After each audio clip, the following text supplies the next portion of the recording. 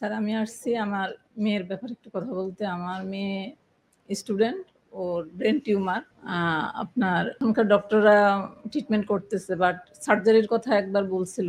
এখন তারা বলল যে এটা সার্জারি করা যাবে না। ওকে বলছিল কেমো দেওয়ার জন্য, কেমো দিয়ে এটাকে ছোট করে আনলে যদি সার্জারি করা সম্ভব হয়। এটা নাকি একদম নার্ভের মাঝখানে যদি একটা নার্ভ মানে হয়ে যায় তাহলে সে সারা জীবনের জন্য প্যারালাইজ হয়ে যাবে। আমার একটা পেশেন্ট হয়েছে নিউ ইয়র্কে, 55 মতো বয়স। তো উনার অনেকগুলো টিউমার ছিল আরকি। তো উনার সার্জারি কোনোভাবেই ডাক্তার করার সাহস পাচ্ছিল না। তবে উনার একটা আশা ছিল যে আমার চিকিৎসা নিলে একটু ভালো হবে, হয়তো সার্জারি লাগবে না। উনাকে আমি আগে বলেছি যে সার্জারি আপনার লাগতে পারে এবং যখন টিউমার শ্রিঙ্ক হবে ডাক্তাররা আরো কনফিডেন্স পাবে সার্জারি করার জন্য। তো উনি আমার ট্রিটমেন্ট নিয়েছিল প্রায় 1 বছর। নেয়ার পরে সার্জারি করতে পারছে। উনি ভালো আছে, একদম ভালো আছে, পুরো ভালো আছে। উনি একদম তো ডিফারেন্ট লুক চলে আসছে। এখন কি হয়েছে? আমরা কি করেছি এখানে? আমরা immune system, body detox, brain function, nerve healing এবং এর মাধ্যমে টিউমারটা যখন শ্রিঙ্ক হয় আশেপাশে পার্টস গুলো বডি একটু হেলথি হয়, ইনফ্লামেশন কমে, তখন সার্জারিটা সহজ হয়। এবং যারা শুধু সার্জারি করে টিউমারের জন্য, আমি আগে বলেছি তাদের অবস্থা কি হয়, তারা টিউমারটা আবার আসে, সার্জারিটা সাকসেসফুল হয় না,